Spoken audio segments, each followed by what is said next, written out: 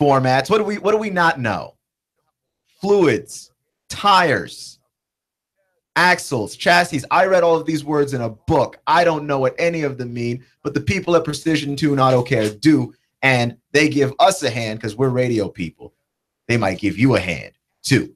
So I want to start the story with Ben Roethlisberger, who is a guy that is interesting to me because he is a fantastic football player, but he's also interesting to me because he's a diva, right? Ben Roethlisberger is a guy that likes to have a little bit of the attention.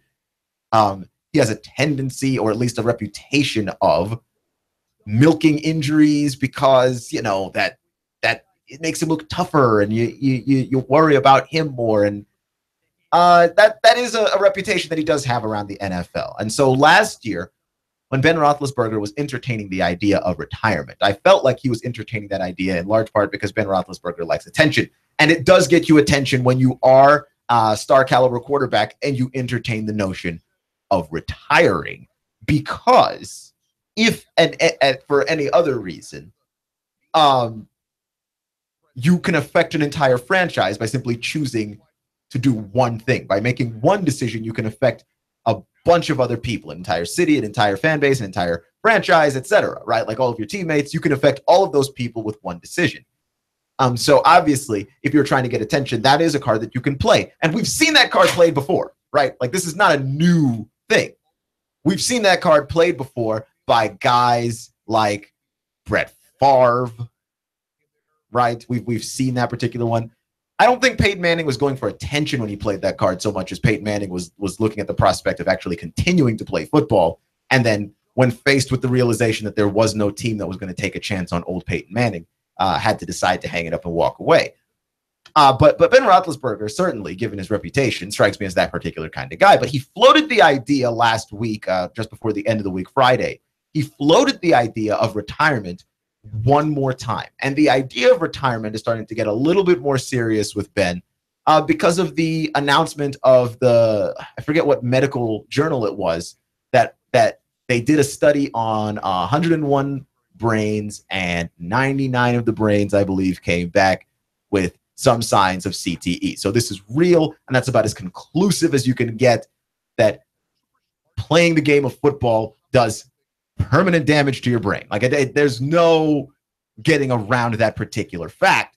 And Ben cited that as his reason most recently when he floated out the idea of retirement. And so suddenly, like, for me now, this is less of a diva move and more of a, no, I totally understand where this guy is coming from. Because if Ben Roethlisberger were to walk away from the game early based on a desire to avoid any more hits to the head, to lower his risk of suffering from chronic effects of CTE, I would understand it. And he wouldn't be the first player at this point to do it, right? To walk away from a game that does have the potential to break you and to break your mind.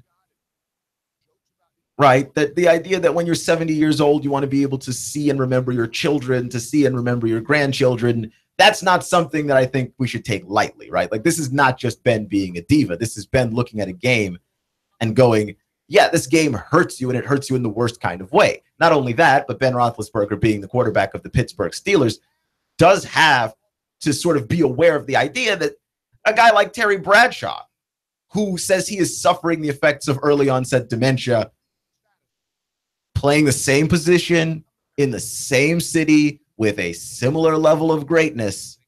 I would obviously put Terry Bradshaw as more great than Roethlisberger, but you see what I'm getting at, which is that, yeah, like, you have that in the same city. You have people that you can talk to that can tell you this actually happens. And I'm not one to push an athlete on into continuing to play this game, right?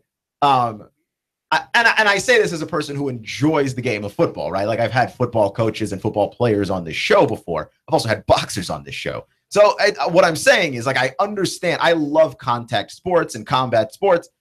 I enjoy them, but I also would like the people participating in that sport to enjoy the thing that they are doing and not have to be bothered with, or not bothered by, the risk of what it is that they are asking their bodies to do. And if that's a person who has any hesitation about it whatsoever, yes, stop playing the game. I am not for that. And I think that, Ben Roethlisberger has every right to look at the thing and go, yeah, I want to walk away from here. But we have a tendency to treat athletes as though their purpose in life was to play sports for our entertainment and nothing else.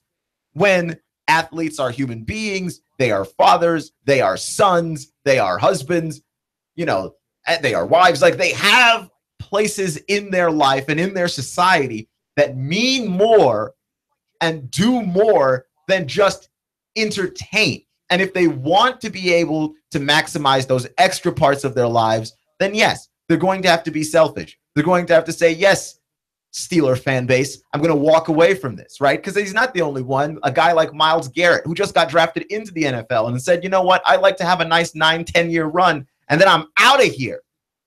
I'm out of here. I'm gone. Like gone are the days where everyone wants to be Peyton Manning playing for, 18 years. Brett Favre playing for 20. Tom Brady wants to play until he's 1,000. Aaron Rodgers wants to play until he's 1,000. For every guy like that, there are a bunch of other guys that are like, yeah, and I want to be able to remember things when I get out of here. I remember ages ago, Derrick Rose wins the MVP in 2010 in the NBA, and then in 2011, Derrick Rose destroys his knees and said something to the effect of, like, I might retire early from this game. I want to be able to, walk my son down the aisle when he gets, or my son down the aisle when he gets married and when he's graduating and all of this stuff. I want to be there for that. I want to be able to walk in those moments.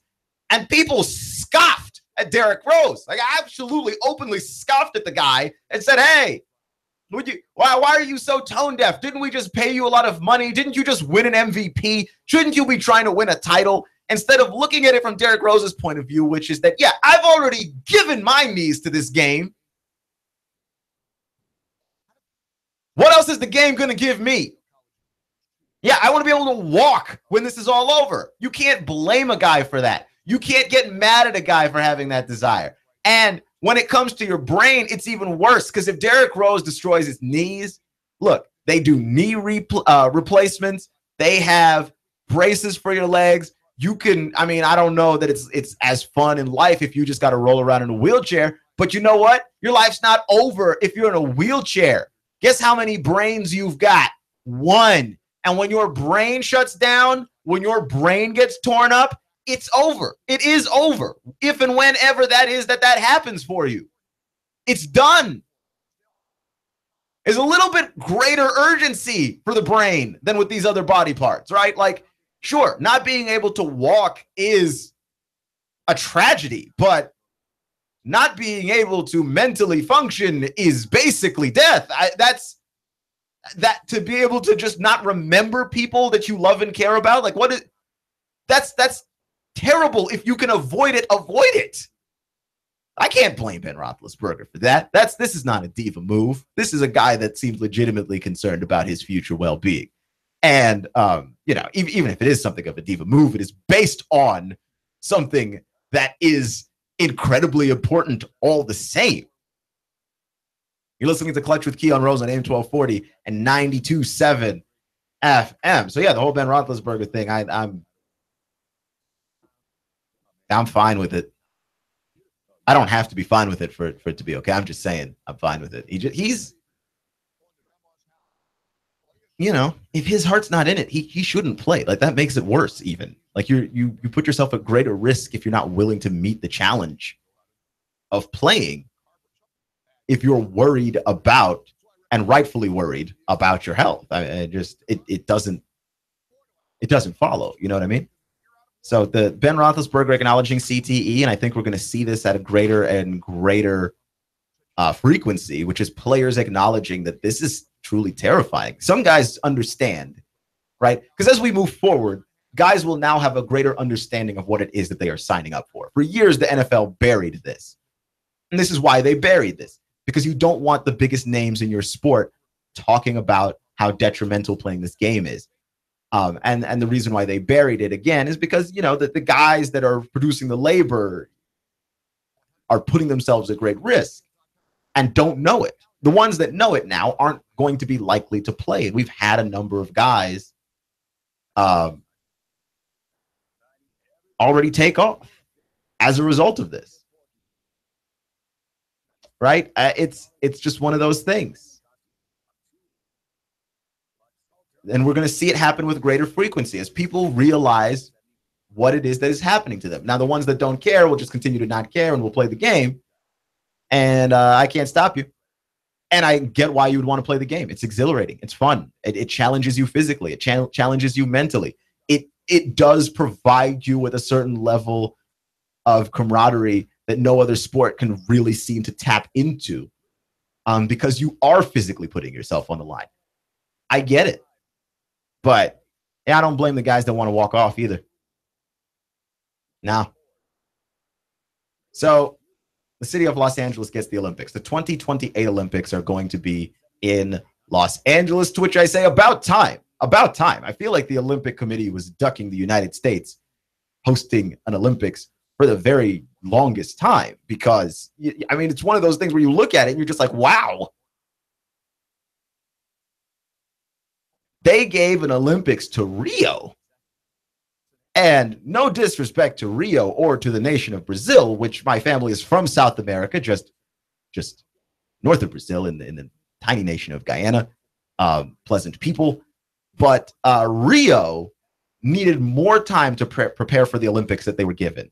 And they were able to get the Olympics, some reports say through bribes, because the Olympic Committee has been accused of being just as corrupt as FIFA, which also allowed Rio to host a World Cup again before they were probably ready to host a World Cup. And I keep saying, like, some of these events should be held in the United States and held in European nations and places like China that are developed enough to have them, just because the economic damage that it does to the poorer people of those cities, like the damage that was done to the people of Rio, especially the people who were not as well to do, it was incredibly high. It was incredibly high, and it was very bad and inconvenient for the people who were coming from other countries, and they had to set up the Olympic Village, and they had to set up the Olympic hotel for the media on very short notice, and there were all of those horror stories about how there was just water leaking from the walls and elevators that were not working, and nobody wanted to figure out whether or not they might be the person trapped inside. Like, nobody wanted any part of the Rio Olympics from the technical aspect, right? I think we got a fairly memorable Olympics from the athletic side of it, but we didn't get anything good from the technical side of any of this. Not even slightly. Not even slightly. So yeah, the Olympics are going to be in Tokyo in 2020. So that's nice, a nice, developed, already built place. Yes, there is going to be some economic stuff done to the city of Tokyo. Hopefully the money that tourists and stuff bring in offsets that, but you're not displacing a lot of people who were already struggling to make ends meet in the first place, like you did in Rio, where it was basically like, okay, the Olympics are coming, the world is watching, poor people, shoo, get out of here. That's kind of what ended up happening. And I don't think that that's fair. I don't think that makes a ton of sense either. So I am, for one, happy that the Los Angeles gets the Olympics. And I'm not opposed to any of these nations like Brazil getting the Olympics, or you remember Sochi in Russia getting the Olympics. Like, please, by all means, be able to put your city on display. But if you've got to tell the poor people of your city, you're making us look bad, shoo, go away, then there's something fundamentally wrong with that. Like, you're pushing people who are down and out, further down and further out, over some games, man. Over some games. I'm not really cool with that idea. Not particularly. We are going to talk about the Hugh Freeze saga in a little bit. We are. Because it continues. It's not over. It's not over at all. The Dome of Atlanta, by the way. The Mercedes. Is it the Mercedes Dome? Where the Falcons will be playing. Where Tennessee will be opening up their season against Georgia Tech. Where we're going to have the SEC championship game. They were having some trouble with the roof of the stadium. The stadium roof now officially opens. I saw the opening of it, not live. I saw it online. And it looks sweet, man. It looks sweet. It looks like a Transformer's eye opening. I'm not even kidding. Like, the way that the roof is, it doesn't it's not like other previous retractable roofs where there's just like it opens like an elevator door going to the sides. It's a hexagon, I think, and then each of the hexagonal panels slides back, and it looks like the shutter of a camera lens opening up. It's pretty cool. I am down with all of that, and I'm down with the Atlanta Falcons looking particularly cool. How long until a Super Bowl is hosted in Atlanta? When? I'm saying this as a guy. I want to be a media guy down in Atlanta. I've never been to a Super Bowl before. In fact, I've never been to any particular kind of championship game before. I've been to a lot of intense playoff games, mostly NBA. I've been to 3 or 4 in my life, but I've not ever been to anything intense. The closest thing I've gotten to that atmosphere was last year. I went down to Atlanta when the Falcons were playing the Packers in Atlanta.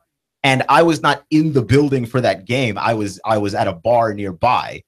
I forget which one. And the city was electric. It was buzzing. Everybody was out watching the game.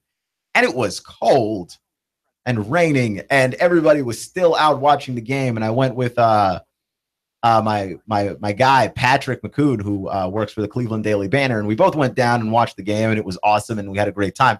I would like to be in that atmosphere again, but for a Super Bowl, how awesome would that be? How awesome would that be?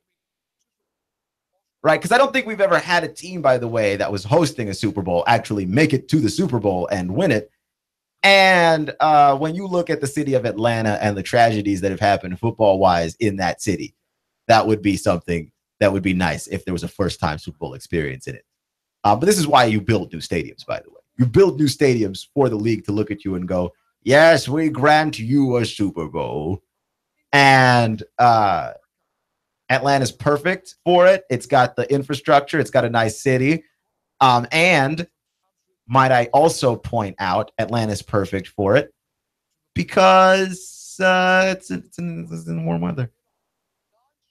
It's in warm weather. Okay? It's not, we're not dying down here of coldness come February, usually. We've had some in recent years, but usually we're not dying of cold weather. And I remember when they had the Super Bowl in Dallas, and Dallas accidentally caught that freak snowstorm when they had the Super Bowl down there. And it was in Big D, and I was not in Dallas at the time. I was 2 hours away in San Antonio, Texas. And we got some of the snowstorm too, and it messed up our entire city, which is why I was not able to go up for the Super Bowl, because I was not trying to drive on ice to try and figure that whole thing out. I believe it was at 2010. Was it 2010 that the Cowboys or the Dallas had the Super Bowl there? It was 2010. That was in Dallas. And yeah, we got the freak ice storm in Dallas, and the media had to stay inside, and the Super Bowl week got ruined, and there were no parties. Or there were parties, but people didn't want to go to them because like nobody wants to be out on the ice. And like an icicle fell off of Cowboy Stadium and hit some dude in the head. Like it was a whole big problem with that. And then, of course, the Super Bowl that most Peyton Manning fans would like to forget, the one where they played the Seahawks in the cold. And we know how Peyton liked to be in the cold. Peyton doesn't like to be in the cold, really. And yeah, it was a cold weather Super Bowl. Nobody knows why the NFL opted to do that. And it was in New York. It was in the New Meadowlands, as it were. And yeah, they did it. They did it, and it was horrible. I'm saying a Super Bowl in Atlanta would be great because we wouldn't have any of those problems. And, we could drive down to the Super Bowl. Not all of us together, but it'd be nice. I would be down there to try and feel the atmosphere. I like that stuff. I like being around sports fans who are fired up. And I'm just saying, if the Falcons were there, that would be crazy, right? It would just be one giant party. I'm not even a party guy. I'd be down with at least one giant Super Bowl party featuring the city of Atlanta. Wouldn't you? Clutch with Keon Rose at AM 1240 and 92.7 FM. The Q Freeze saga ain't over yet, ladies and gentlemen. There's more stuff, and it might be worse next.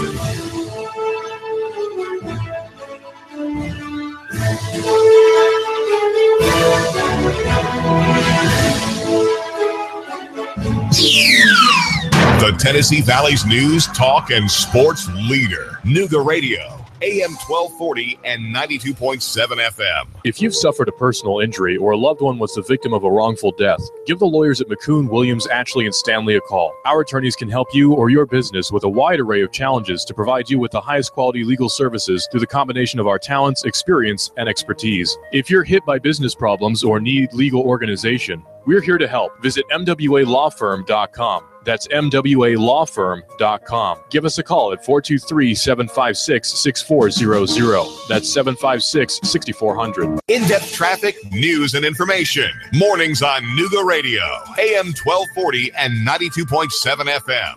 Expect mostly clear skies to continue through your nighttime. Mild again overnight, lows mid and upper 60s. For Tuesday, some passing clouds, still looking dry, highs into the upper 80s. For the midweek, an isolated afternoon shower storm possible through Thursday, highs 88 to 90. This forecast is brought to you by Hamilton Medical Center, featuring their neurosurgery and spine center open in Calhoun, Georgia. Stop putting up with back pain. For an appointment, 706-529-9041. And I'm Smores 12 Chief Meteorologist Patrick Orr on Nooga Radio, AM 1240 and 92.7 FM. Hi, this is Eric Pelton. Taxes, accounting, business advice. I've got a neat brochure, 12 ways to improve your business profits. Come on by for a free consultation and we'll give you a copy. EJ Pelton Company, 332-3339. I have the best steak selection in town. Name of the business is Don's Meat Shop, and I'm Donnie Raines. Just ask for Donnie. I make over 20 different types of sausages. Most of them are great for grilling. We have the best selection, best quality. We have the hard-to-find items. Don's Meat Shop. Hi, I'm David Crockett, and I'm here with David Tulis, and we're having a little discussion over who's the number one Nooga centrist. If you want to keep up with free market ideas, then read Nooganomics.com. David Tulis, the blogger with the biggest pen. The Tennessee Valley's news, talk, and sports leader. Nooga Radio, AM 1240 and 92.7 FM.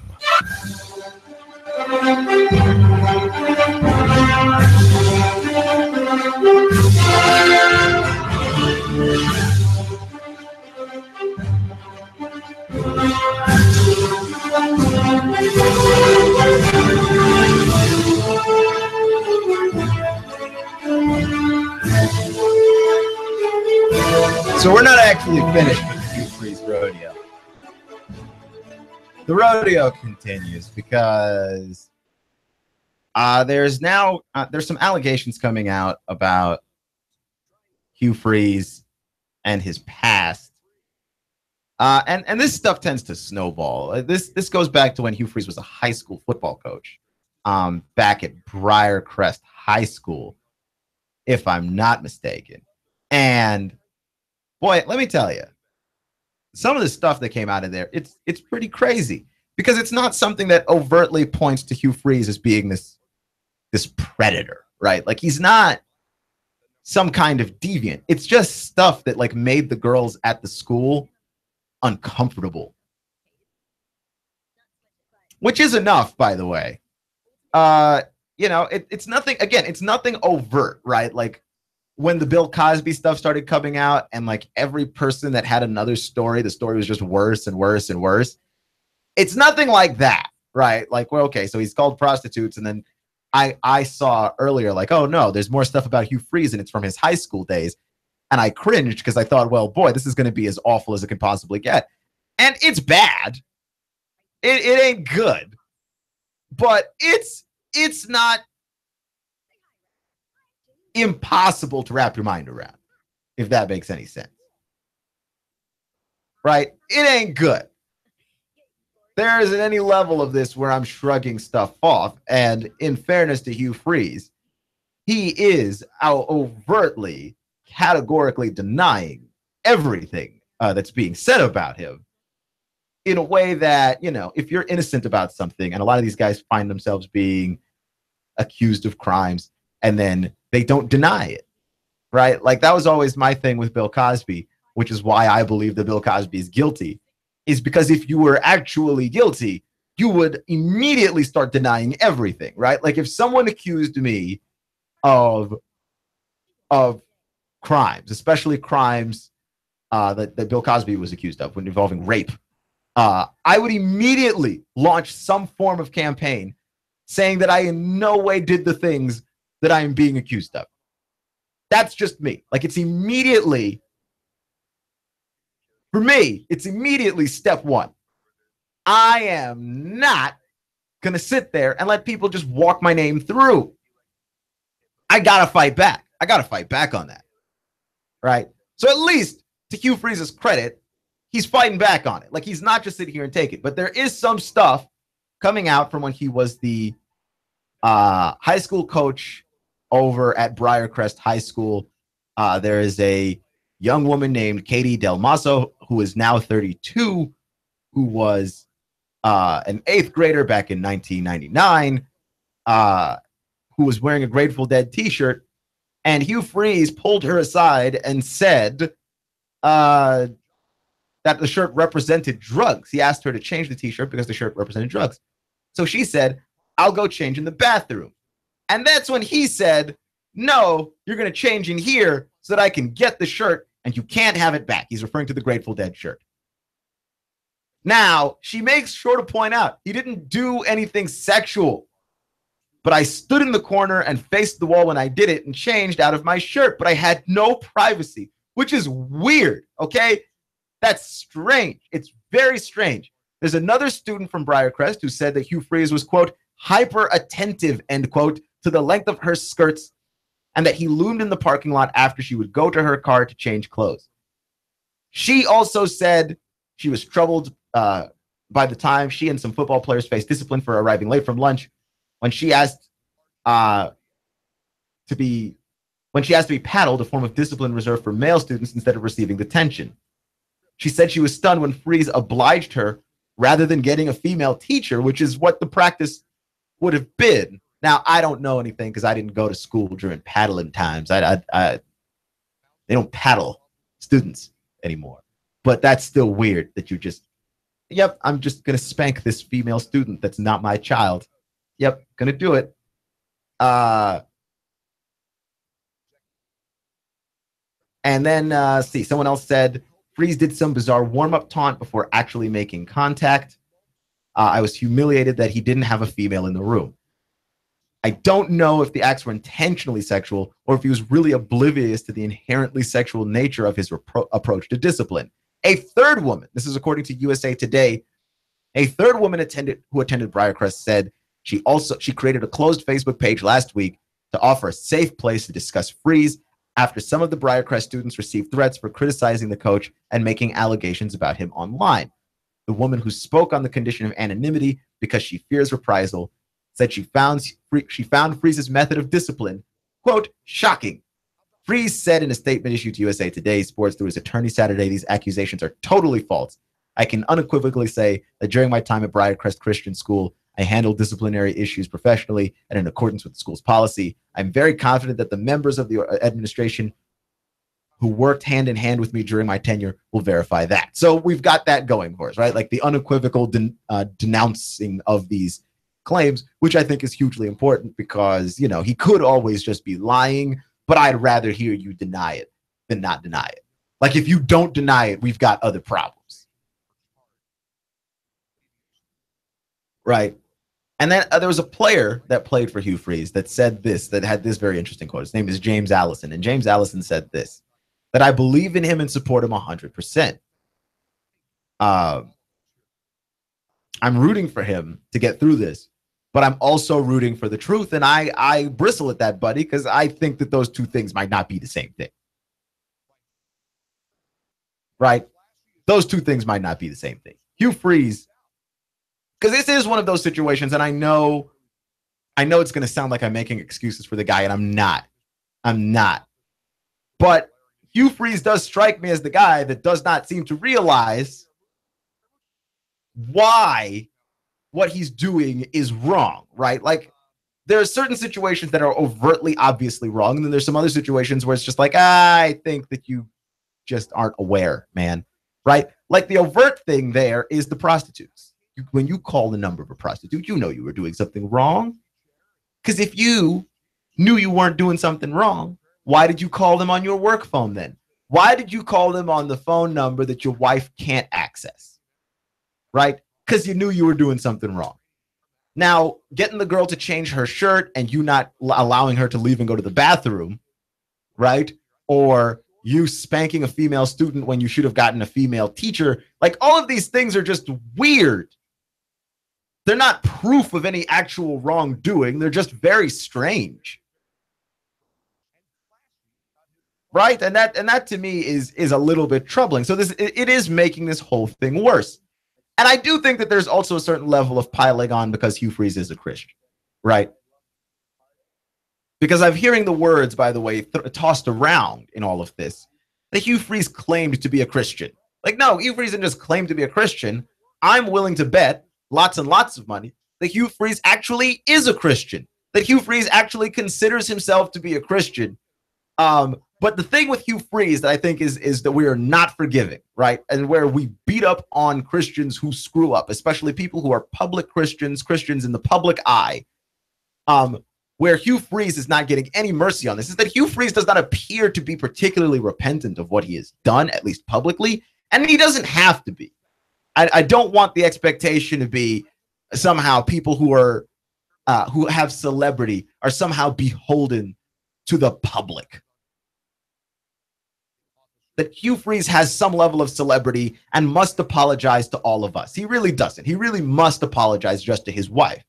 But I'm saying if you're going to brand yourself as this guy, as a Christian, who, you know, you're tweeting out Bible verses at all moments of the day and all of this stuff, then inside of your Christianity, if all of that stuff is going to be public, then the fact that you messed up as a balance, as a logical balance, the fact that you messed up should probably also be public too. Like, that's not the thing that you just get to sweep under the rug, but the other stuff, that's the stuff that gets publicized, right? Because that's the easy stuff. Talking about how much you love Jesus, tweeting Bible verses, donating money to charities, to Christian foundations, that's all the easy stuff, right? When you screw up, where are you? Because that's what integrity is. Integrity is about doing the right thing when nobody is watching. And if you've done the wrong thing when nobody is watching, then you need to be straight up about what it is that you've done wrong when everybody can see you. Instead, the hard stuff is the stuff that's getting swept under the rug. The easy stuff is the stuff that's out there as public. And I'm saying the balance was throwing people off with Hugh Freeze is the balance of that is not there. That you had no problem being the good guy publicly, being the good Christian publicly. But when you're the bad Christian, when you're the Christian that stumbled, you don't want to make, that's not public. And I understand why you wouldn't want that to be public, and I understand why you wouldn't want your family's business out in the streets. But Hugh Freeze has not acknowledged that he's done anything wrong. Okay, and instead continues to play up the easy side of being a Christian, right? He still continues to play up the good side of being a Christian. He still continues to play up this level of, yep, the Lord is with me through difficult times, and without acknowledging that it is his own fault that caused those difficult times, right? Like, if your whole goal is like, I'm going to try and be a witness to somebody,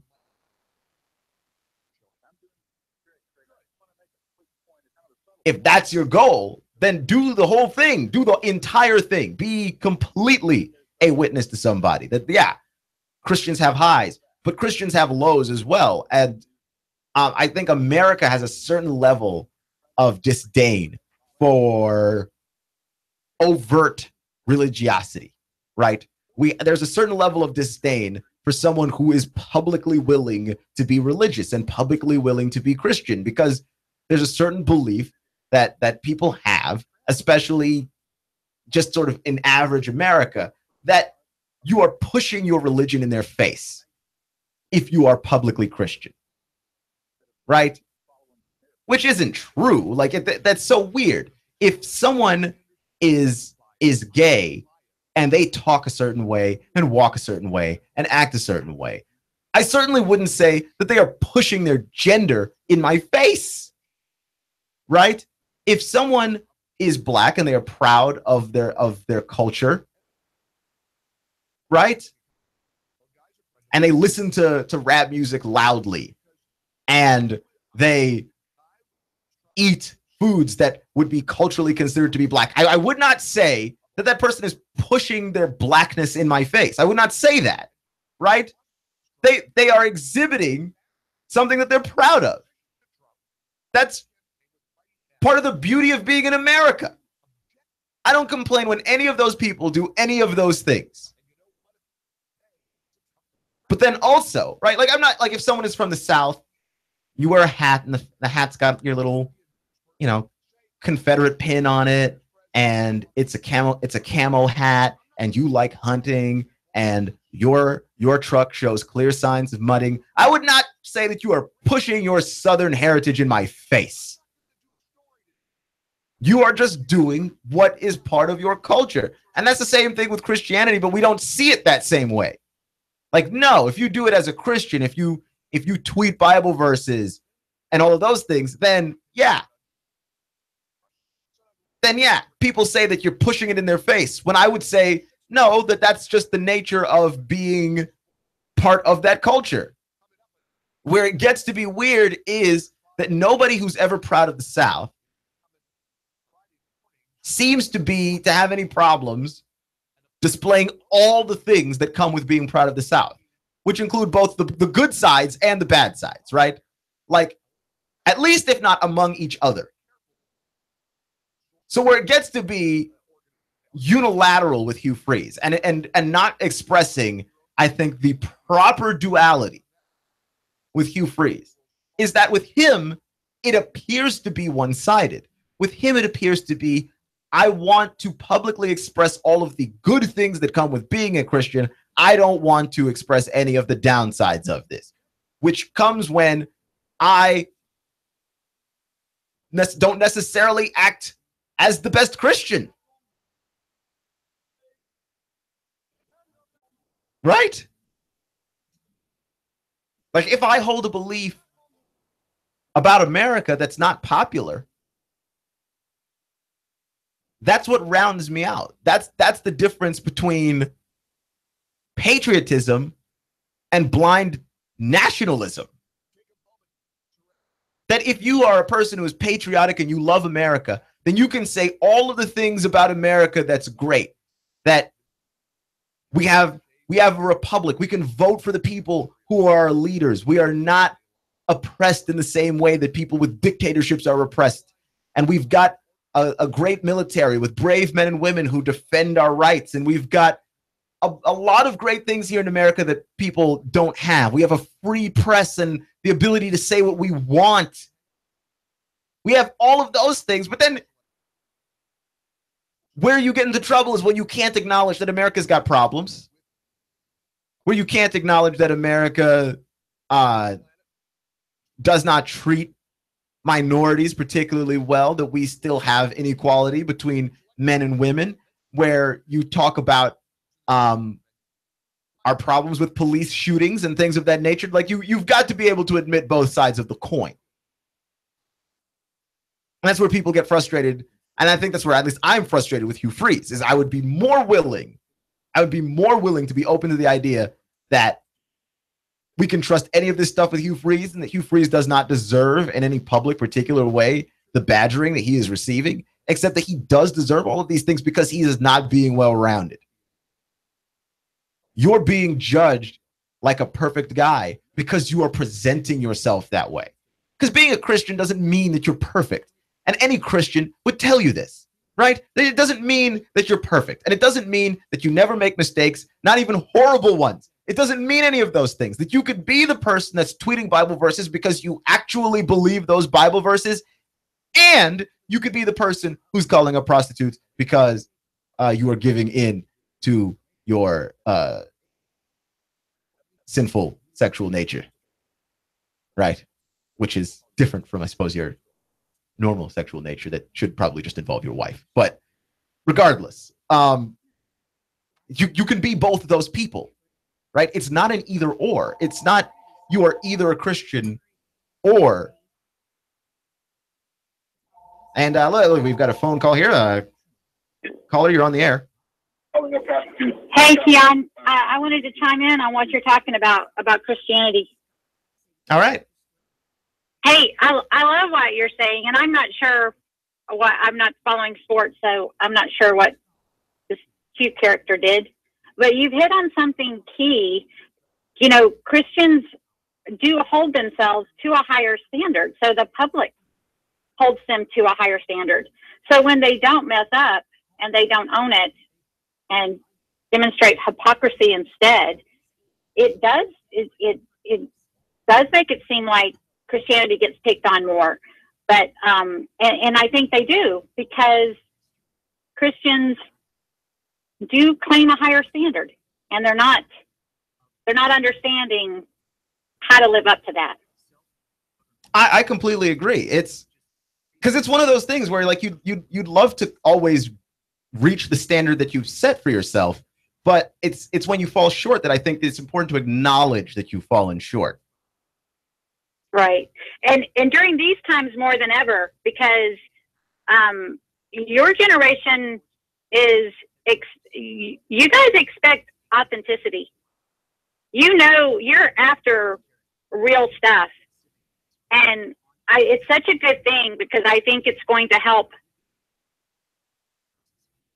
I agree. It's the authenticity is something that we expect, and we feel, I think, disappointed, the generation that I'm in anyway, that we don't always necessarily reach it the way that we'd love to. Right. But I mean, it's something this is my own observation. This isn't from any kind of statistics or anything like that. But I see a cycle where, you know, and maybe I should just say people in general, but I think, it's always the newer generations that are kind of leading these things, that people want authentic more than ever. And Christians, if they're going to be held to a higher accountability than ever. And but I think that's going to be across the board. Is people want people to be authentic across the board. And it takes, if you're called to be brave in this life, but if you're called to be a Christian, you are called to have tremendous courage. So if you mess up, you are held accountable to have the courage to own it and, repent, so to say, and share that and go through that in public. If you are willing to present yourself as a Christian in public, then you'll have to go through that failure in public, but it'll end well if you own it and really, have the courage it takes to do right. And you said it so well, how you were saying it. They want people want the positive side. They want to in-depth traffic, news, and information. Mornings on Nooga Radio, AM 1240 and 92.7 FM.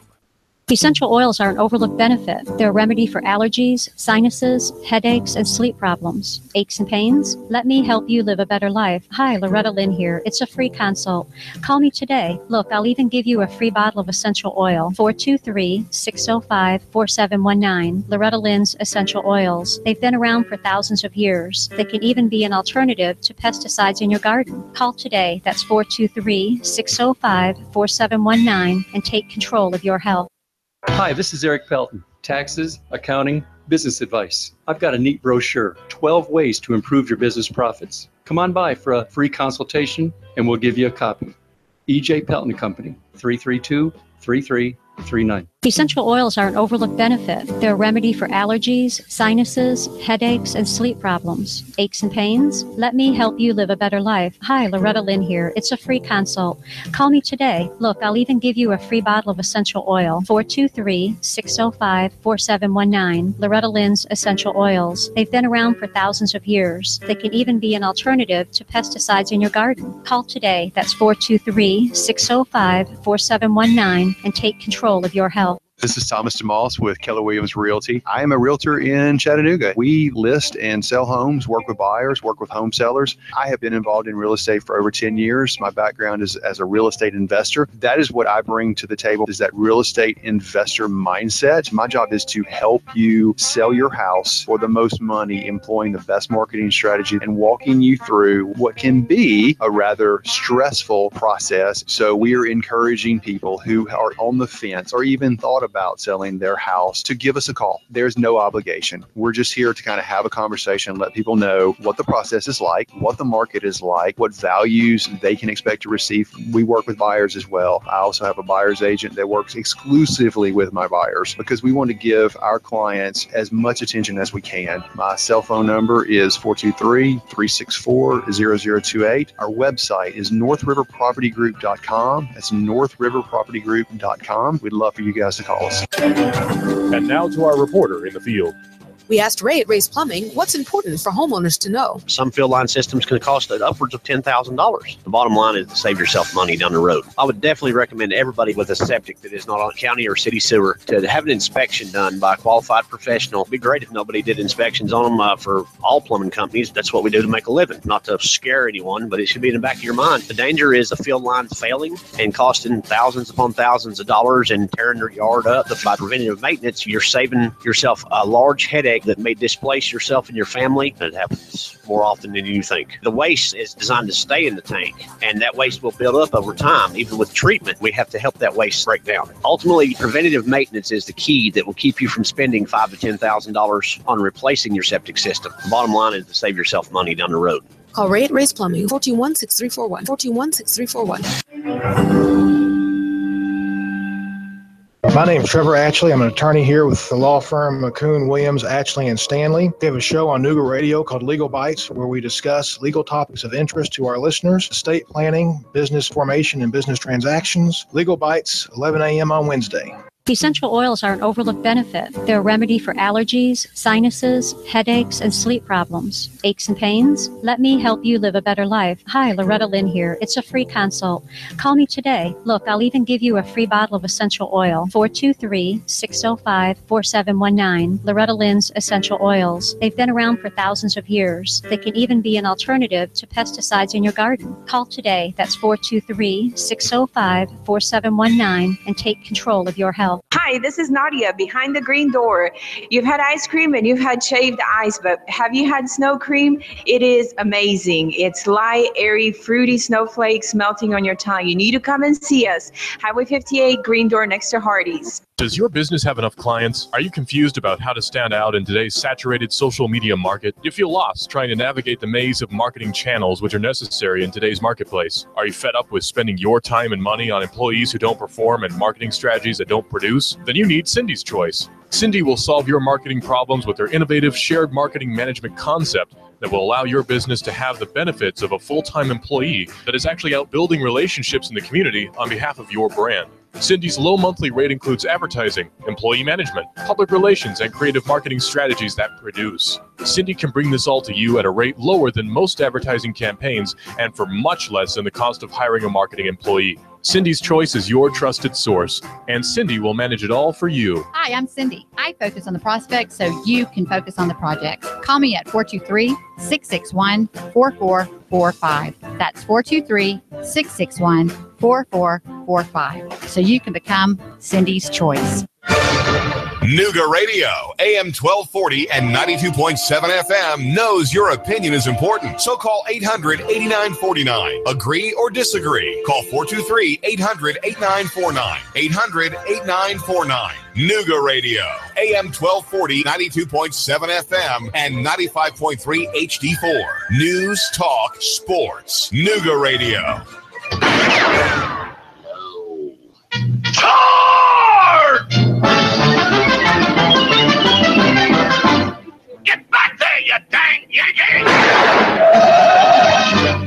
Great horny toads, I'm up north. Gotta burn my boots, they touched Yankee soil. Lay down your arms and step forward, Yankee! What's the hassle, Schmassel?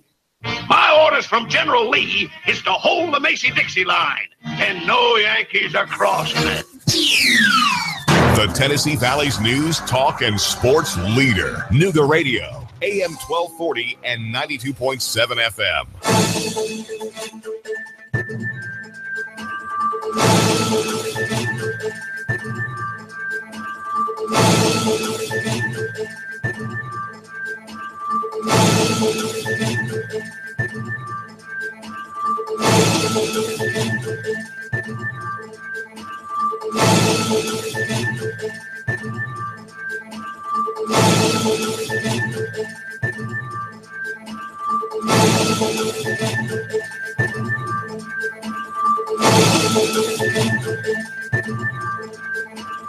If you've suffered a personal injury or a loved one was the victim of a wrongful death, give the lawyers at McCoon, Williams, Ashley, and Stanley a call. Our attorneys can help you or your business with a wide array of challenges to provide you with the highest quality legal services through the combination of our talents, experience, and expertise. If you're hit by business problems or need legal organization, we're here to help. Visit MWALawFirm.com. That's MWALawFirm.com. Give us a call at 423-756-6400. That's 756-6400. In-depth traffic, news, and information. Mornings on Nooga Radio, AM 1240 and 92.7 FM.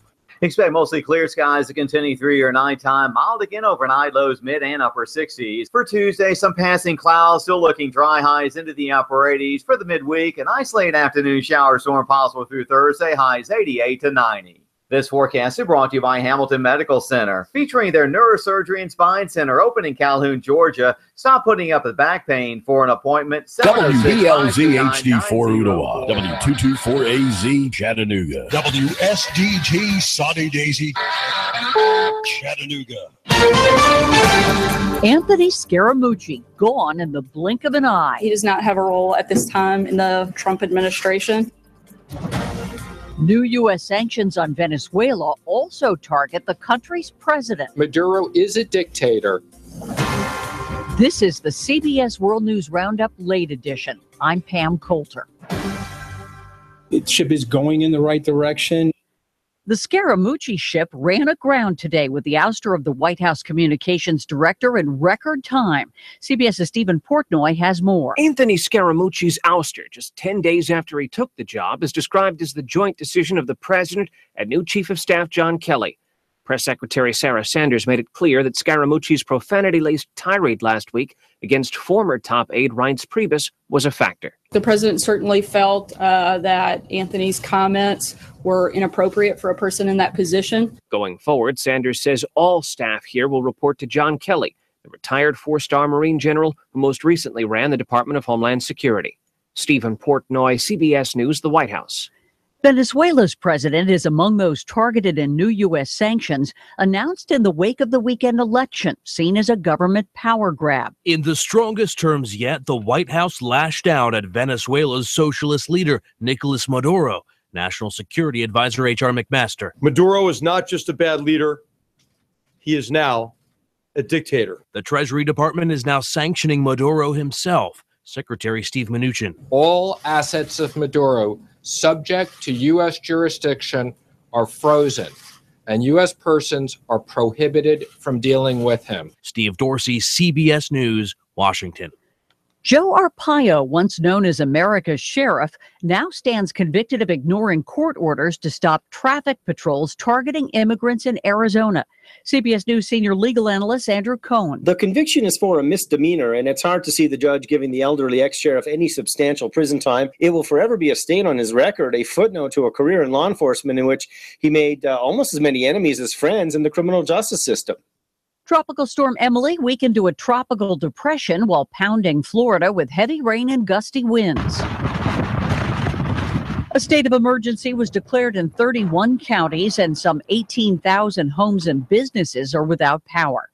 Utility crews continue to work to restore power to two islands on North Carolina's Outer Banks, where local businesses are feeling the pain of the tourist evacuation. Almost all of our economy is tourism business. A whole week in the peak season is a big loss, and possibly two. Stocks were mixed on Wall Street today. The Dow was up 60 points. NASDAQ fell 26. Now this. Hi, I'm Jay Farner, CEO of Quicken Loans. Every day people ask me, Jay, did I miss out? Have the rates gone up? The answer is no. Rates are still low, and it's a perfect time to refinance your home, especially if your mortgage rate is higher than 4.25%. If you'd like to lower your interest rate and save thousands of dollars in interest without starting over on a new 30-year loan, a Quicken Loans Yorgage is what you're looking for. With our exclusive Yorgage, you can choose a term that works best for you, anywhere from 8 to 30 years. The rate today on an 8-year Yorgage is 3.25%, APR 3.75%. For 7 years in a row now, J.D. Power has ranked Quicken Loans highest in the nation for customer satisfaction for primary mortgage origination. And for the 3rd year in a row, they've also ranked us highest in the nation for mortgage servicing. Call us today at 800-QUICKEN or go to QuickenLoans.com. That's 800-QUICKEN. For J.D. Power award information, visit jdpower.com. Call for cost information and conditions. Equal housing lender. Licensed in all 50 states. NMLSConsumerAccess.org number 3030. A new study sheds light on the long tentacles of opioid abuse. Researchers find more than a third of all American adults used a prescription for an opioid in 2015, and many of them report misuse or abuse.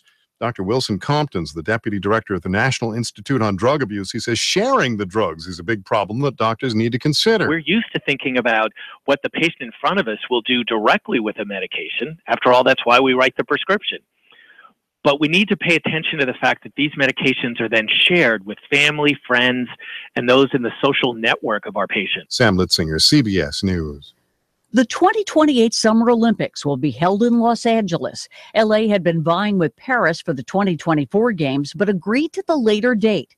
The International Olympic Committee says it will make almost $2 billion in contributions to the LA Organizing Committee.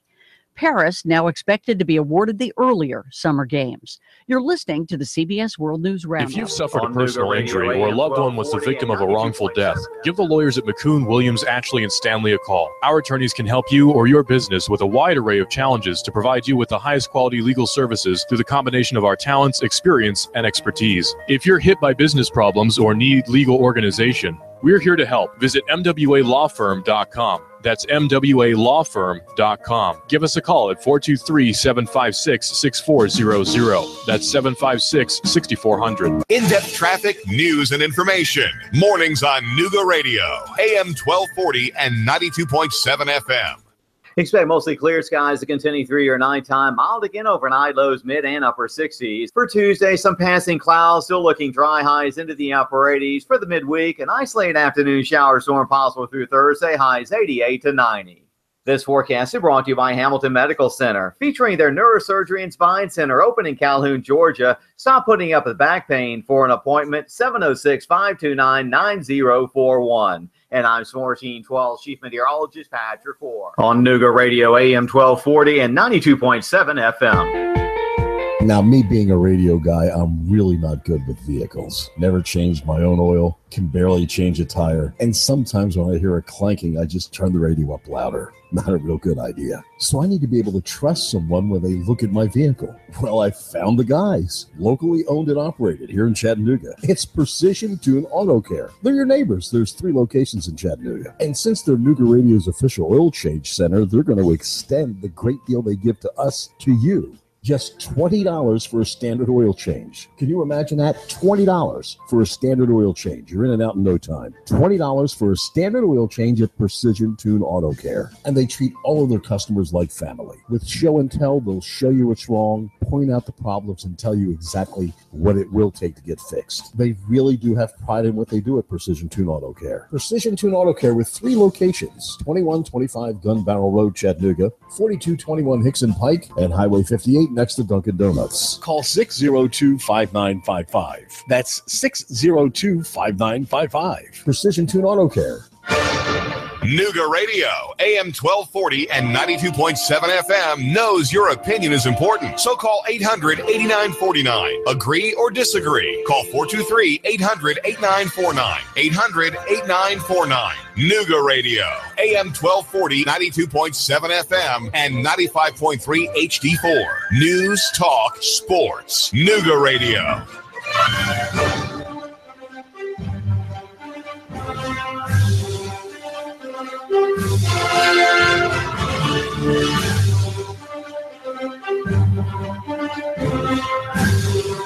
Hello, Chattanooga. You're listening to AM 1240 and 92.7 a.m. Clutch with Keon Rose is the show. Nooga Radio is the station. NoogaRadio.com is our fantastically simple website where you can simply show up and stream the show if you'd like to. Not just this show, but all the other shows that appear on this here radio station.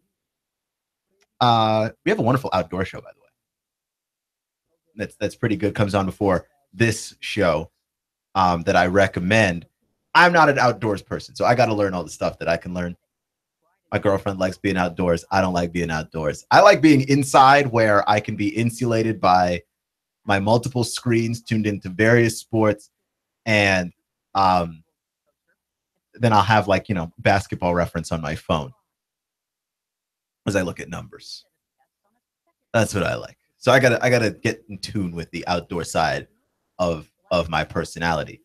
But I do want to continue the conversation with Hugh Freeze just a little bit longer. Just to piggyback on the thing that my caller was saying at the end there, because she did get cut off at the tail end of that phone call there because we were just up against the break. But that being said, she brought up something about being authentic and how the generation, generally millennials, are like about authenticity. And I think that is true to an extent. And I will say that because we live in a social media age. And so I don't think this actually just is limited to millennials, though I think it plays a big part for us. But I think everyone is involved in this. If you have a Facebook, if you have an Instagram or whatever, that you are somewhat caught up in this. Is that when you have social media, you are in everybody's life anyway. Like you see all these aspects of people's lives, but you see ultimately what it is that people want you to see, right? Like you're not seeing something that is wildly accurate. You're seeing something that is a part of a person that they want you to see. And I don't know if you've seen this, but have you ever been disappointed when someone posts a bunch of stuff on Facebook about how great their life is and about how cool everything is, and then when you see them in person, something's just a little bit off? Because I don't know, that bothers me. And I think that's what bothers millennials, what bothers us about each other, is that you can't seem to get the face value person. And so you demand authenticity as a kickback to not seeing nearly enough of it from the adults in your life. You're not seeing nearly enough of it from your peers. You're not seeing authenticity anywhere. And everything feels like a sham, right? Like you're not seeing authenticity from your government. You're not seeing authenticity from it seemingly anyone. And so there's a kickback to that. And I think when you are part of an organization that claims to be some way, in the case of Hugh Freeze, and I'm sure many of you and myself personally, a Christian, that there is a certain level of authenticity Christianity should aspire to, and is more demanded in this day and age than it has ever been demanded, which is what the caller was saying before the end of the break, is that it's never been more demanded, that level of authenticity. And I completely agree. And I would like to see Hugh Freeze say, I messed up. Okay, I made a big mistake here. And I won't do it again, or I will try to do better in the future. Not for Hugh, right? Like I'm not trying to tell Hugh Freeze how to live his own life. But if Christianity is the thing that you are going to be espousing and you're going to be talking about to other people and you're going to be spreading it, don't just spread it when everything works out for you. The flip side is when you screw up, there's other things to be addressed here. There is such a thing as redemption, and there is such a thing as forgiveness, and there is such a thing as coming back from your mistakes. But Hugh Freeze is not acting as though there's anything to come back from, right? The old adage of don't call it a comeback. I've been here for years. I don't know. You need a comeback. You do need a comeback here. I don't think that there's anything wrong with it either. But just to acknowledge it. Clutch with Keon Rose on AM 1240 and 92.7 FM. So the other story that it's like Night of the Living Dead, by the way. It's like the other story that will not die is that Kyrie Irving wants out of Cleveland and wants away from LeBron James, which, the more you hear about the story, the more it comes to realize that, yeah, LeBron James treats Kyrie Irving like his son, basically. And Kyrie doesn't want to be sunned. He doesn't want, like, don't call me son. Like, it's one of those things when a guy my age, if he were to call me son, I'm 27 years old. If another 27-year-old is like, let me tell you something, son, I'm getting offended. And I'm getting offended because we're peers. You're not above me. We're on equal footing. And I'm not suggesting that LeBron James is on equal footing with Kyrie Irving, right? That's ridiculous. LeBron James is the best basketball player on earth. Kyrie Irving is a really great scorer, and that's about as far into an explanation of what he is that you can give. I'm not suggesting any of those things, but what I am suggesting is the idea that maybe Kyrie Irving could possibly be a little bit right here.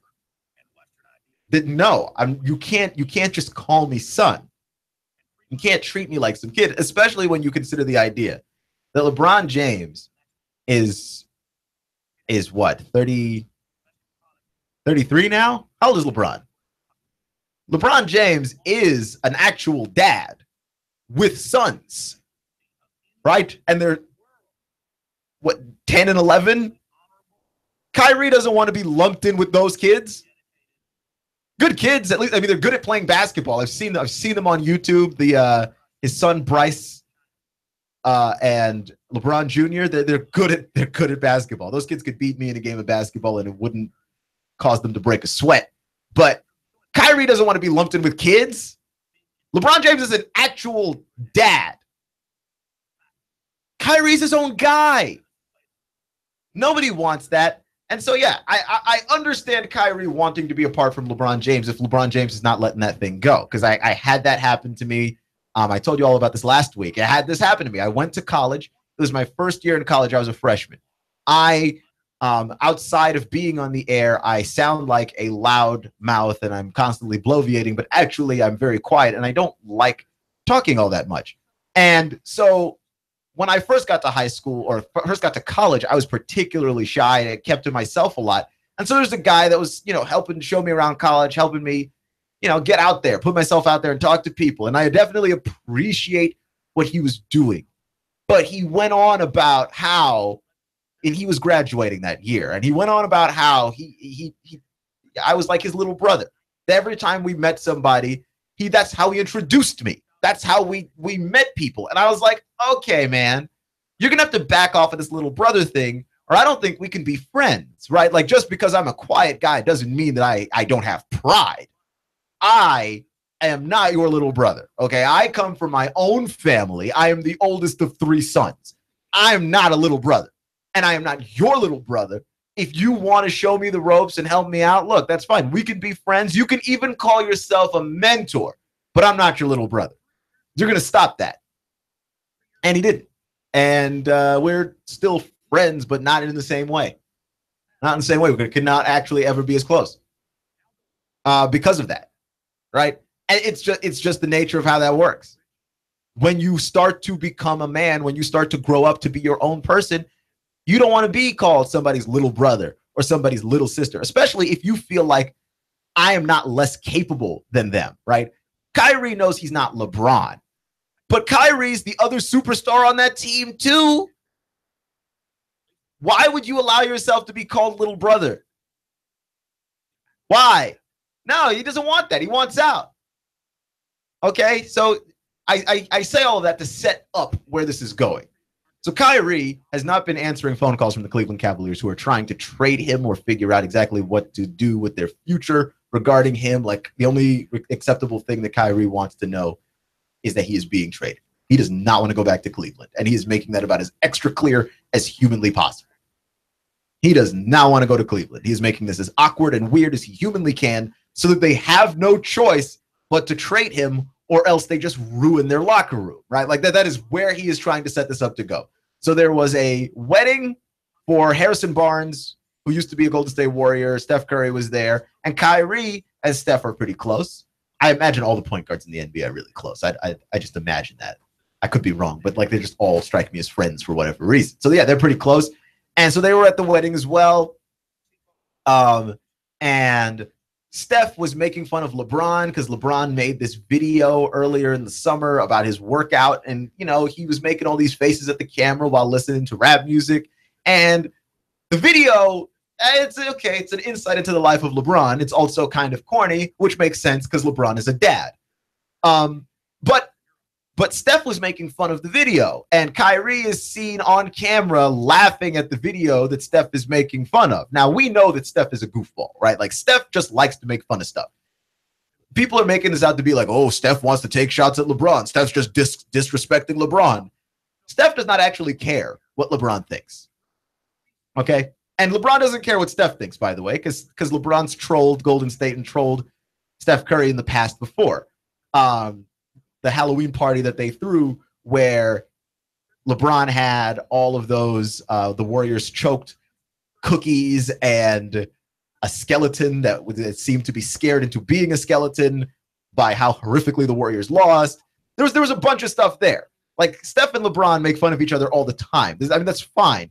The thing that got people all amped up is that, like, we haven't heard. When last we heard from Kyrie Irving, the team could not contact him. The team could not call him, and now he is seen on a video making fun of LeBron James. That's the next time that we see Kyrie. So there's a whole lot being made about that, and that I was listening to Colin Cowherd earlier today, and he had this whole thing about how, you know, Kyrie wanted LeBron to see the video, and he was trying to disrespect him on purpose. And I don't think that's what it is. You know what I think? I think people go to weddings, they have fun at weddings. Some people drink at weddings. And then, you know, you start goofing off, and one thing leads to another, and you're making fun of LeBron James, which, by the way, is not hard to do, right? Like, LeBron James is the greatest basketball player we've ever seen, but LeBron James is prone to a certain level of corniness that, have you ever seen his Twitter? LeBron is a corny dude, right? Like, just filled with passive-aggressive tweets at people and dad jokes. That's LeBron's life now. That's the stage of the life that he's entering. It's fine.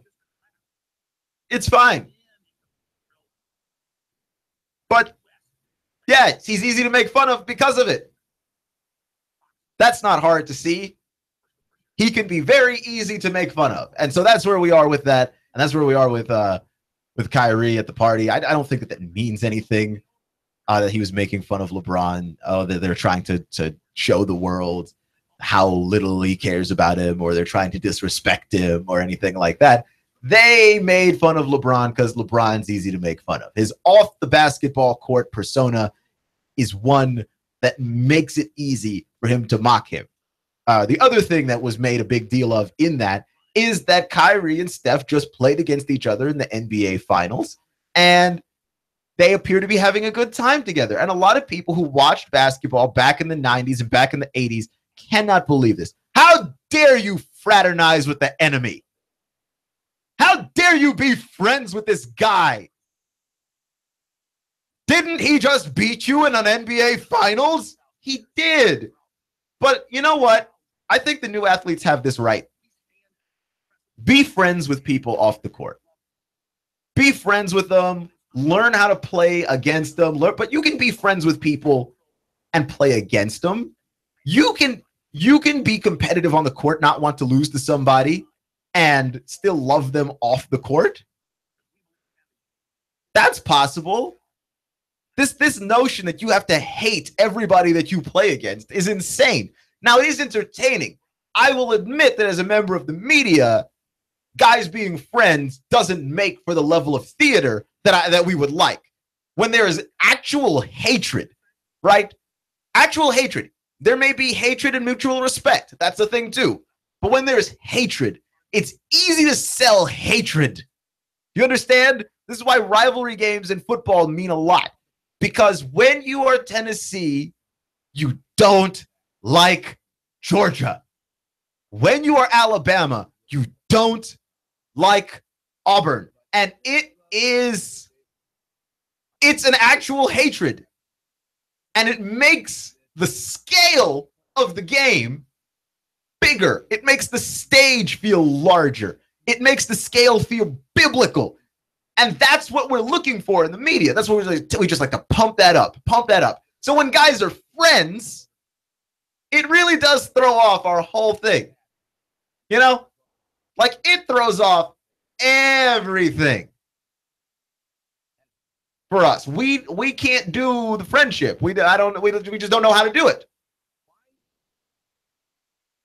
We're not entirely certain what to do with any and all of that information. The friendship is bothersome to people, right? Especially a lot of the older guys, where it's just like, I can't believe that he just scored on you in the NBA Finals, and now you're hanging out at the wedding.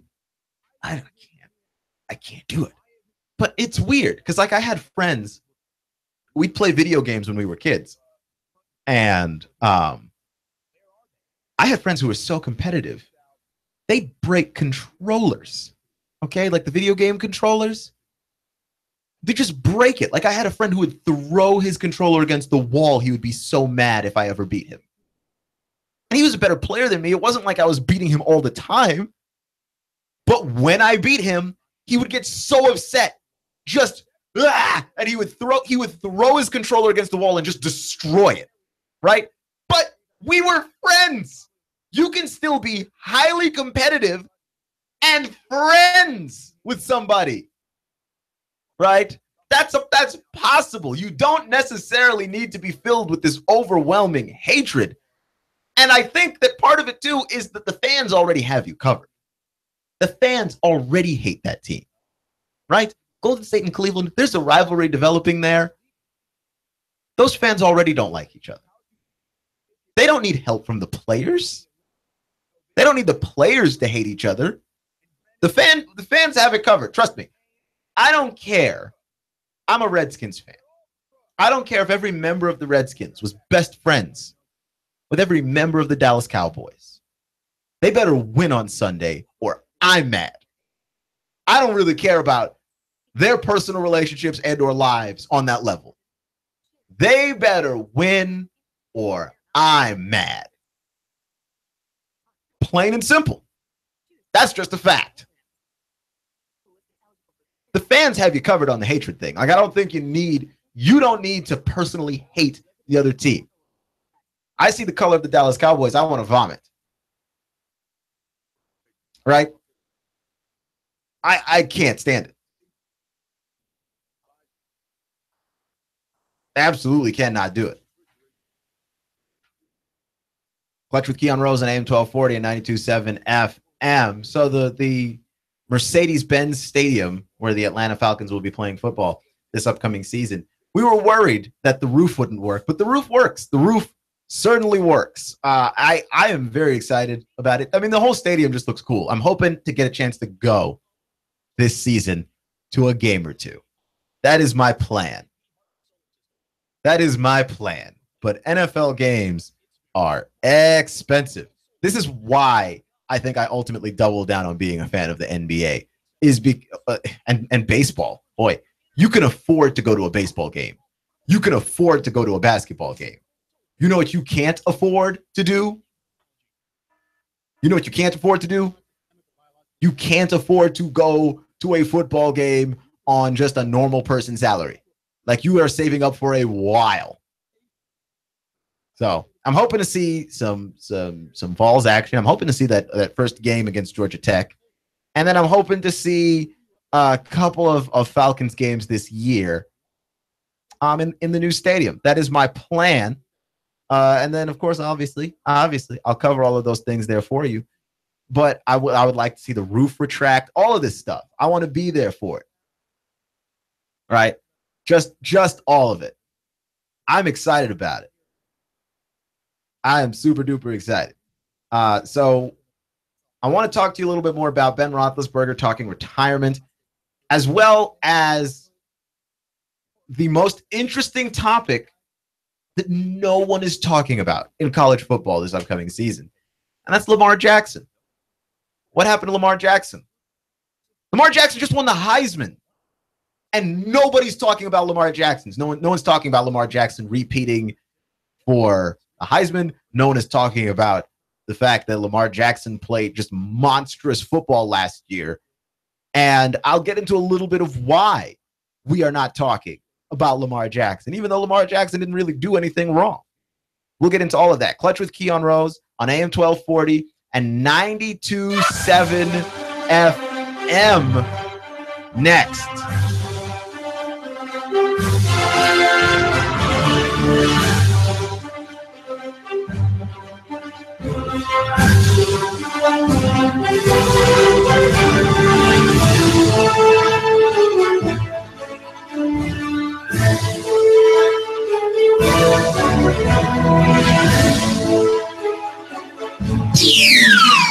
The Tennessee Valley's news, talk, and sports leader. Nooga Radio, AM 1240 and 92.7 FM. If you've suffered a personal injury or a loved one was the victim of a wrongful death, give the lawyers at McCoon, Williams, Ashley, and Stanley a call. Our attorneys can help you or your business with a wide array of challenges to provide you with the highest quality legal services through the combination of our talents, experience, and expertise. If you're hit by business problems or need legal organization, we're here to help. Visit MWALawFirm.com. That's MWALawFirm.com. Give us a call at 423-756-6400. That's 756-6400. In-depth traffic, news, and information. Mornings on Nooga Radio, AM 1240 and 92.7 FM. Expect mostly clear skies to continue through your nighttime. Mild again overnight, lows mid and upper 60s. For Tuesday, some passing clouds, still looking dry, highs into the upper 80s. For the midweek, an isolated afternoon shower storm possible through Thursday, highs 88 to 90. This forecast is brought to you by Hamilton Medical Center, featuring their neurosurgery and spine center open in Calhoun, Georgia. Stop putting up with back pain. For an appointment, 706-529-9041. And I'm Swarm Machine 12 Chief Meteorologist Patrick Orr on Nooga Radio, AM 1240 and 92.7 FM. Hi, this is Eric Pelton. Taxes, accounting, business advice. I've got a neat brochure, 12 ways to improve your business profits. Come on by for a free consultation and we'll give you a copy. EJ Pelton Company, 332-3339. I have the best steak selection in town. Name of the business is Don's Meat Shop, and I'm Donnie Raines. Just ask for Donnie. I make over 20 different types of sausages. Most of them are great for grilling. We have the best selection, best quality. We have the hard-to-find items. Don's Meat Shop. Hi, I'm David Crockett, and I'm here with David Tulis, and we're having a little discussion over who's the number one Nooga centrist. If you want to keep up with free market ideas, then read Nooganomics.com. David Tulis, the blogger with the biggest pen. The Tennessee Valley's news, talk, and sports leader. Nooga Radio, AM 1240 and 92.7 FM.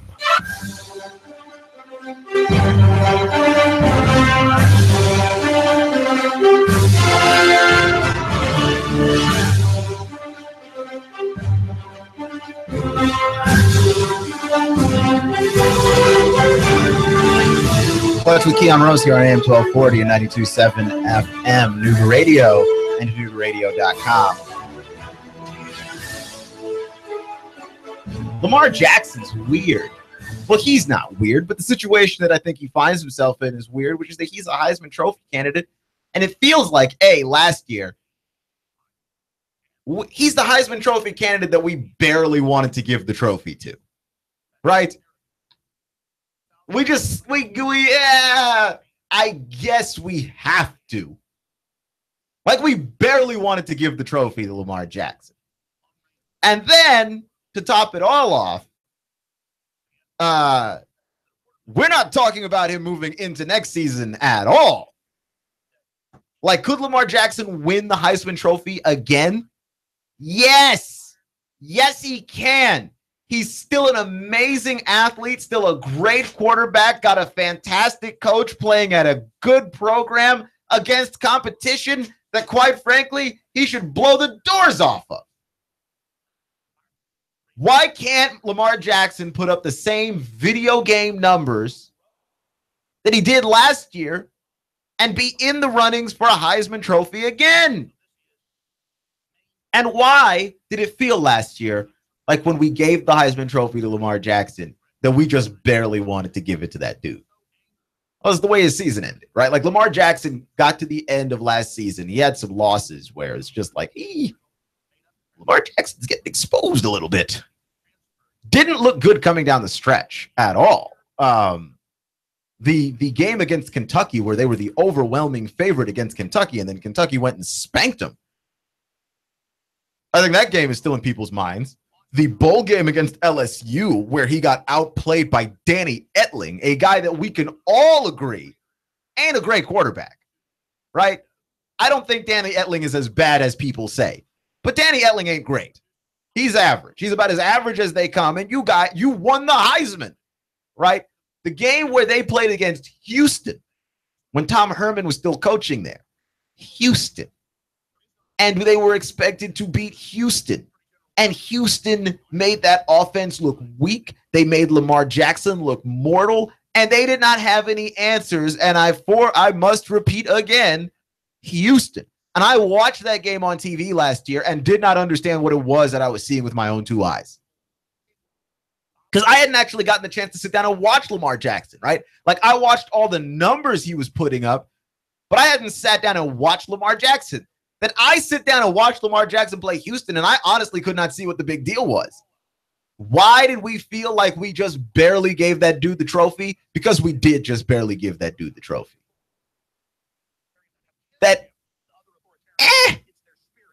It was something not that impressive about the way that his season ended. And I don't know that that's necessarily his fault, because that's not exactly the deepest team around him. But it's just something very lackluster about the way that season ended, that it didn't have to be that lackluster.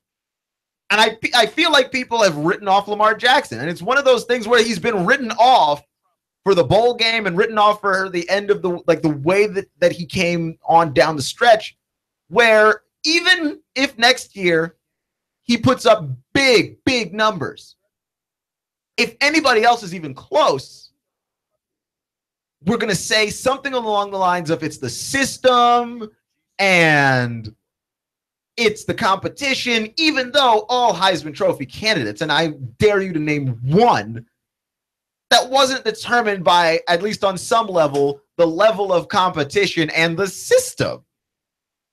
Yes. So, right, Lamar Jackson's going to ultimately be punished for the last 4 games or so of last season. Right? They didn't punish him last year and take away the trophy. They gave him the trophy. But it was such a struggle coming down the stretch. It was such a struggle getting to the end that I can't imagine for the life of me that unless he goes out there and dominates and proves, by the way, that he can win and win in a similar fashion to how he beats the lower level schools, if he goes out there and proves that he can do it again against higher level competition, he's going to find himself on the outside looking in. I think he will probably ultimately be a Heisman Trophy finalist because that guy is talented. And look, he looked unstoppable last year at points. I think there's a certain level of him being exposed as well, that people get tape on you, they see you, they get to scheme against you. And then when their defenses get their chance to put their hands on you, they make you pay.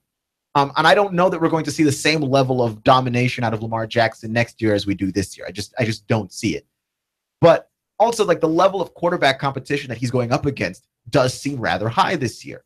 We look at a guy like Sam Darnold out at USC. He's in a bigger program. He's in a bigger conference. He's in a bigger spotlight in Los Angeles. And he is a pretty brilliant quarterback. I think that if Sam Darnold has a really great season and Lamar Jackson has a really great season, they're just going to give it to Darnold based on level of competition alone and the fact that Lamar Jackson did not look good coming down the stretch at the end of last year. Right? That's just the way that's going to wind up being. I can't imagine that Darius Geis at LSU isn't another guy that has a chance to win the Heisman. Dude's going to put up monster numbers. He is in an offense where Danny Etling is the quarterback and he is the rushing attack. And he more than proved last year that he had what it took to be a force. He's going to be in the runnings as well. I can't imagine a world where he's not. So again, I mean, you've already got a few guys that you can pinpoint as being majorly successful, putting up monstrous numbers, putting out big-time performances against big-time competition. And if Lamar Jackson doesn't match them stride for stride, I don't think he's a finalist. And if he doesn't smoke them statistically, if he doesn't like just stomp them statistically, I don't think that he wins it.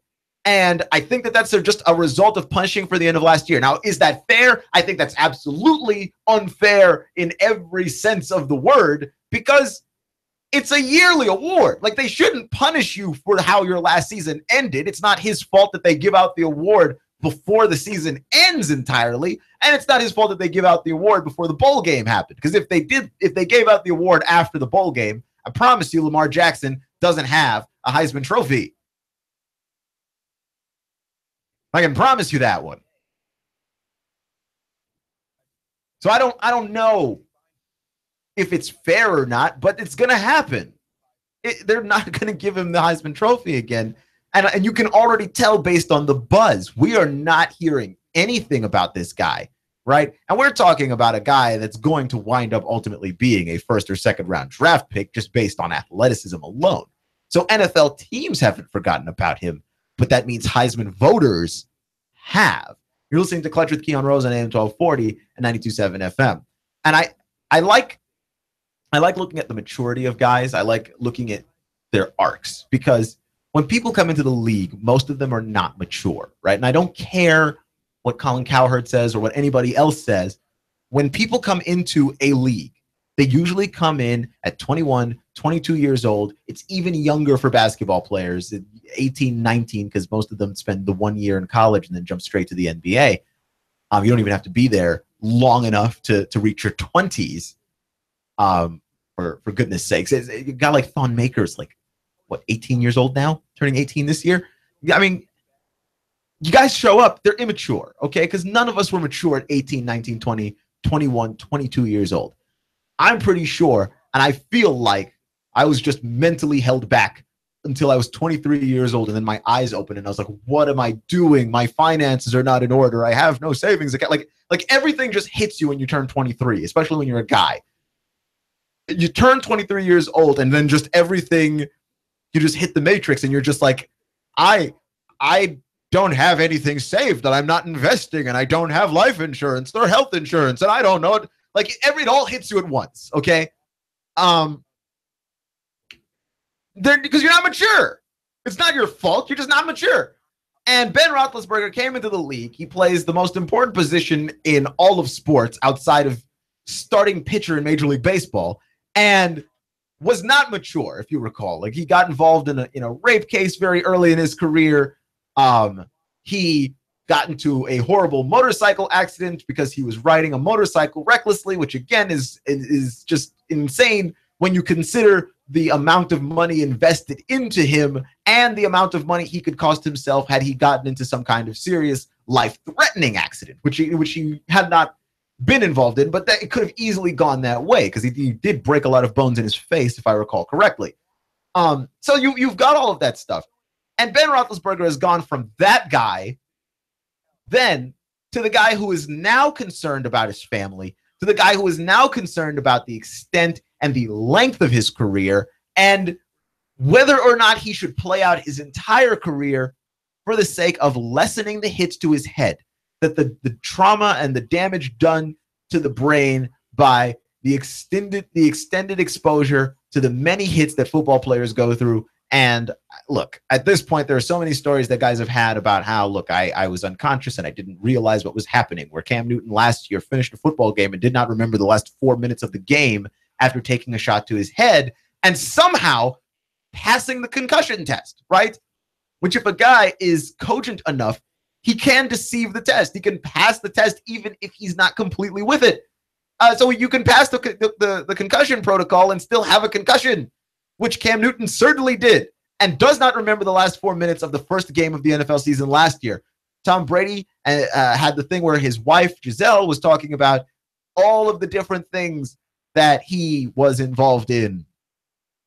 Or not involved in, but all the different things he was not able to remember last year because of the hits taken throughout his career. So, like, there is a point where you do have to start worrying about all of these things. I just find it very interesting that after everything that Ben Roethlisberger has been through, that he has become this kind of guy. Because I imagine at the beginning of his career, People did not expect Ben Roethlisberger to become the kind of mature, responsible person who is able to say articulately, look, I want to be able to remember the names and faces of my wife and kids when I'm 70 years old.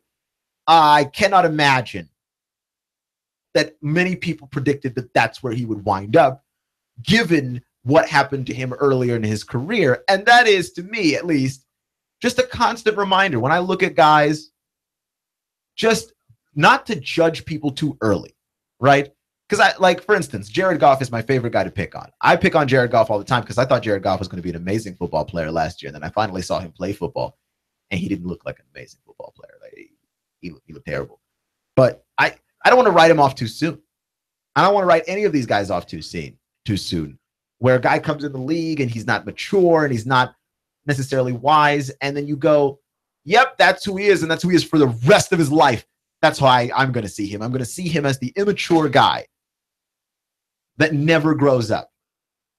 And if you want to talk about childish mentalities and childish mindsets, that's one, right? People grow up. You know, I've grown up. I'm 27, and the gap between me and 23-year-old me is a very large gap. Might not seem that large in the grand scheme of things, but it's a very large gap. And I imagine in 4 more years, I'll look back at myself now, and the gap will seem even larger. That's part of it.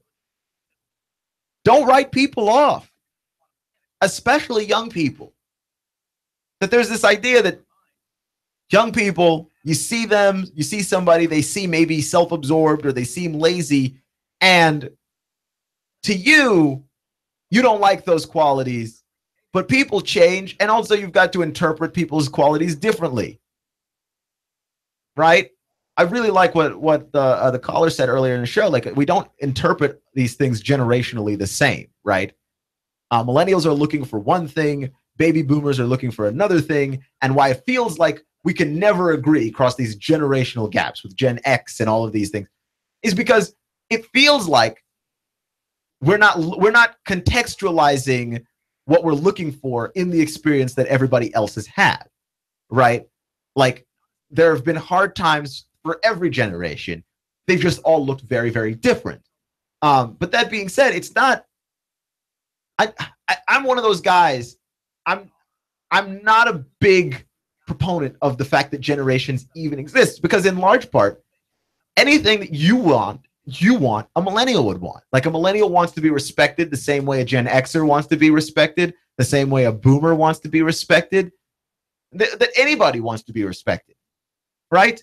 You can say that millennials want authenticity, and we do, but every other generation wants authenticity. The way that millennials demand authenticity is simply different because we have different means, we have different methods, we grew up with different technologies and different issues being the issues of our times, and that's going to change how we express the same things that all human beings have always wanted forever. We experience these things differently generationally, but we all want the same things. Right? You want authenticity. You want respect. You want friendship and kindness and the sort of answer to loneliness that people go through. You want all of these things, but you can't necessarily judge a generation for not achieving it or having it simply based on how that group of people is earlier in their life. Right? Have you noticed that every new generation of kids is the worst, most vile, self-absorbed, selfish group of people that ever was? It keeps happening.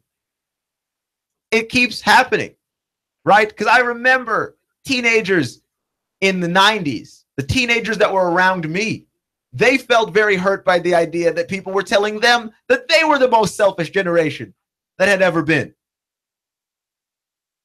And we keep doing it. You know why?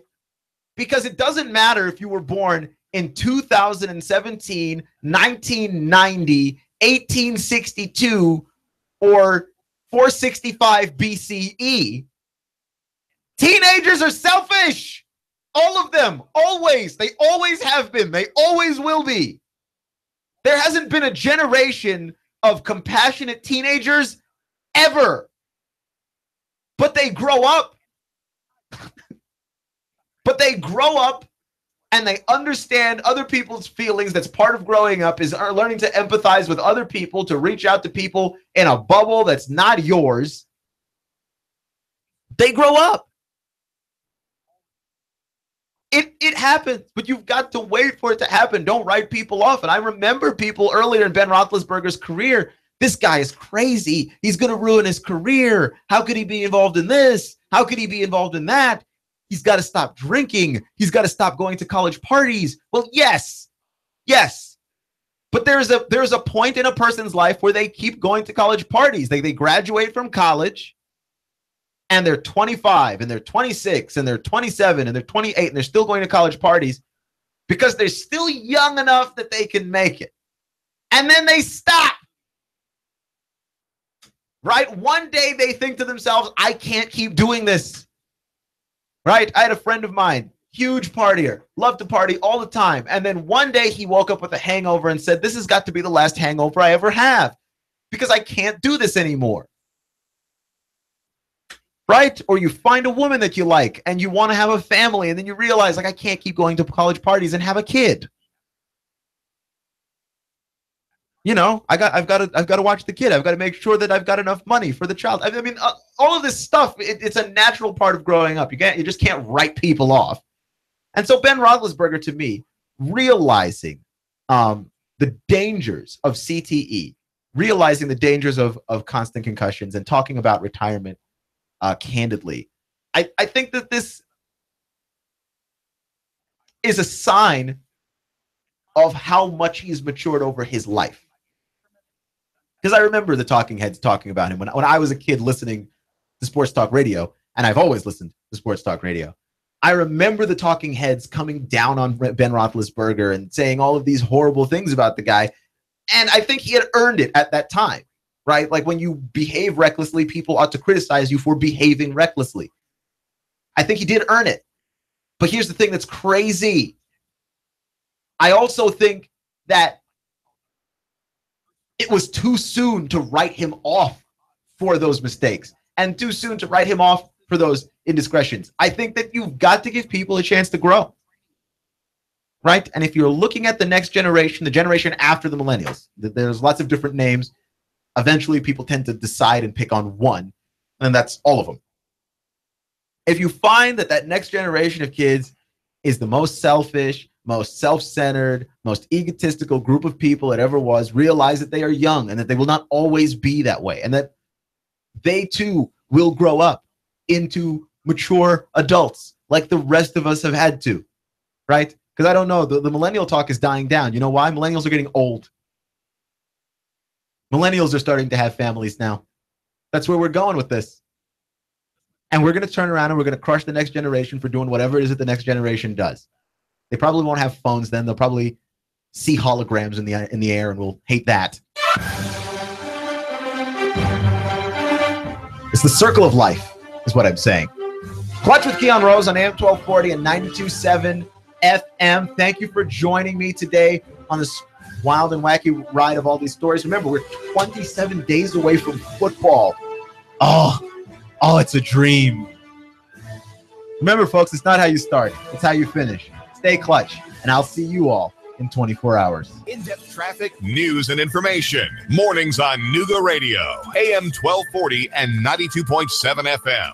Essential oils are an overlooked benefit. They're a remedy for allergies, sinuses, headaches, and sleep problems. Aches and pains? Let me help you live a better life. Hi, Loretta Lynn here. It's a free consult. Call me today. Look, I'll even give you a free bottle of essential oil. 423-605-4719. Loretta Lynn's Essential Oils. They've been around for thousands of years. They can even be an alternative to pesticides in your garden. Call today. That's 423-605-4719 and take control of your health. Hi, this is Eric Pelton. Taxes, accounting, business advice. I've got a neat brochure, 12 ways to improve your business profits. Come on by for a free consultation and we'll give you a copy. E.J. Pelton Company, 332-3339. Essential oils are an overlooked benefit. They're a remedy for allergies, sinuses, headaches, and sleep problems. Aches and pains?